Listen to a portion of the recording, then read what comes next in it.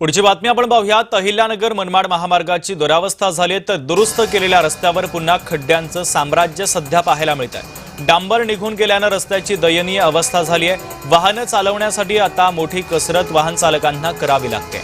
नगर मनमाड महामार्गावरून याचा आढावा घेतलाय अहिल्यानगरचे प्रतिनिधी गिरीश रासकर यांनी। पाहूयात। अहिल्यानगर मनमाड महामार्गाचं काम गेल्या अनेक वर्षांपासून सुरू आहे। आजही हे काम अपूर्ण असल्याचं आपल्याला पाहायला मिळत आहे। अनेक निविदा असतील, अनेक कंत्राटदार या कामासाठी नेमलेले होते, परंतु कुठेतरी हा रस्ता आजही पूर्ण झालेला पाहायला मिळत नाही। दरम्यान काही दिवसांपूर्वी या रस्त्याच्या कामाला सुरुवात झालेली होती, काम देखील सुरुवात झालेलं होतं। मात्र आता जे काम केलेलं आहे त्या कामावर पुन्हा एकदा जे आहे मोठमोठाले खड्डे पडलेले आपल्याला पाहायला मिळत आहे। जे डांबर टाकलेलं होतं, जे काम केलेलं होतं कंत्राटदाराकडून, ते कुठेतरी आता या जे रोड आहे त्यावरून निघाल्याचं आपल्याला पाहायला मिळत आहे। डांबर सगळं निघून गेलेलं आहे। नगर पासून राहुरीपर्यंत असेल ठिकठिकाणी मोठमोठे खड्डे जे आहेत ते पडलेले आहेत। दुरुस्तीचं काम झालेलं होतं, कुठे जे आहे मध्ये पॅचिंग देखील केलेलं होतं कंत्राटदाराने।